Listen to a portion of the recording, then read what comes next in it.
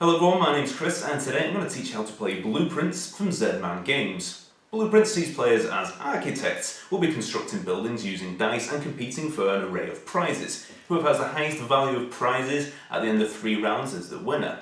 Now for this demonstration I've set up a 3-player game. Instructions on how to set up the game can be found on page 2 of the instructions pamphlet. It's not really a manual, it's quite spelled, that's good.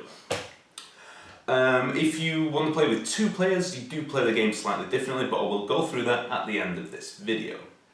A couple of components I want to go over first. As part of setup, you'll each draw a blueprint card and keep it hidden behind your screen. But for this demonstration, because I don't have an X-ray camera yet, let's put this to one side for now. Now on your blueprint card is an example of one building that you may choose to build over the course of a round. The numbered boxes are how many dice you need to place on each square to construct this building. You don't have to stick to this, it's more of a guide or an idea, but you may never place dice on these hashed squares. I'll go into dice placement in a moment. There are 4 different types of dice, which all score differently, and again we'll get to that later. Each colour of dice represents a different building material. Clear is glass, orange is wood, green is recyclables, and black is stone. At the start of each round, 2 dice will be placed on the side of the scoring track here. They must be different colours, and these represent in-demand materials. Don't worry about them for the moment though, they're only used to break ties at the end of the round. Now a round begins with the first player, let's say it's you for this example. On your turn, what you'll do is you'll choose a dice from the market in the centre and place it in secret behind your player screen on your blueprint card. Now bear in mind, you can only place it on either an empty square with a number on it, or on top of another dice of a lower value.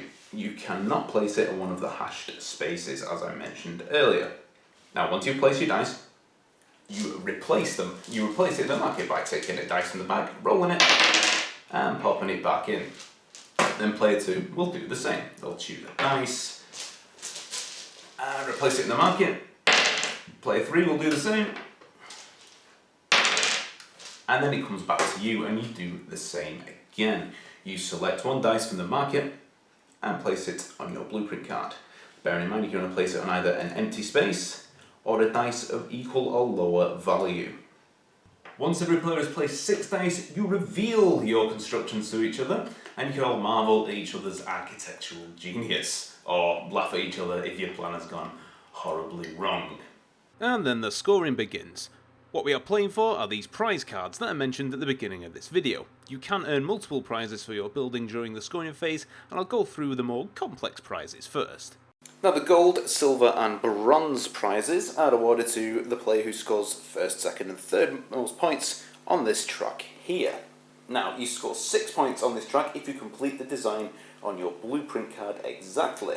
The rest of your points are scored by your dice, and each colour of dice scores differently. A handy reference to the scoring system is on the inside of your player screen, but I'll go through each dice separately in a moment, don't worry about that.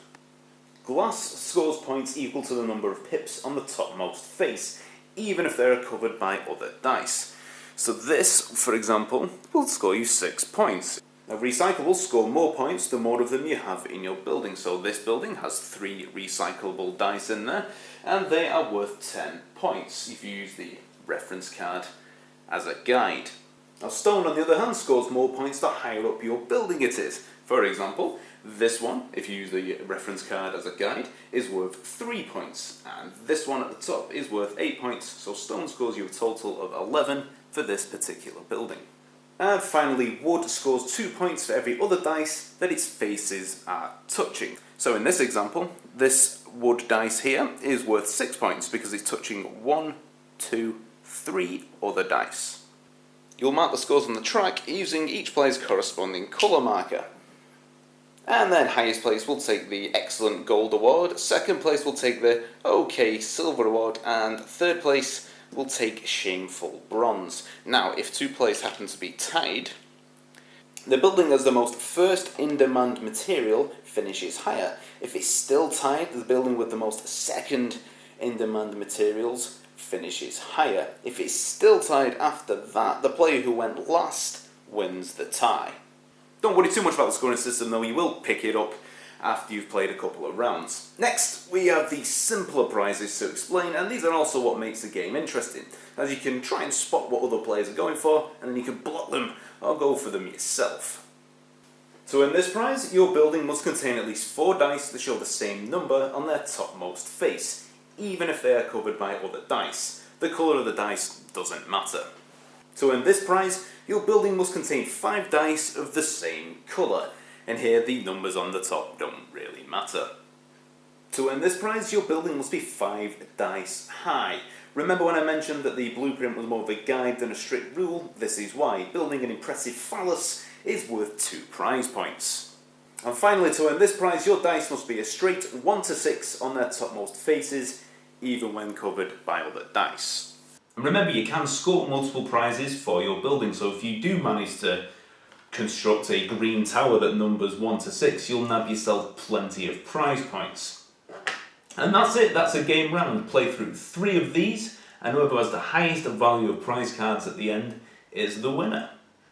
Now if you're playing with 2 players, the game is slightly different. On your turn, what you will do is, as normal, take a dice from the market, place it in secret on your blueprint card, then you choose 1 dice from the market and you discard it from the game completely. Not permanently, don't throw it in the bin.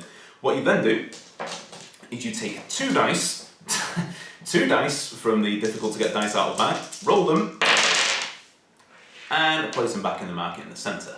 Other than that, the game is exactly the same. And there we go, that's how to play Blueprints, a fun, short, relatively simple game. And it fits in a nice small box that you can take pretty much anywhere. The biggest hurdle for you will probably be the scoring system for the bronze, silver and gold cards, but once you get to grips with the reference sheet on the inside of your player screen, it's nice and simple. You'll pick it up after a round or 2. So thank you very much for watching. This is the first how to play video I've done, so please do leave me some feedback in the comments section below, and I'll see you next time. Hi everyone, thank you very much for watching. My name's Chris. If you'd like to see more from me, then do click on that subscribe button. I try and upload as many videos as I can. If you'd like to go that extra step, please consider visiting my Patreon page and help to make advertisement-free YouTube content viable. Thank you very much for watching, and I'll see you next time.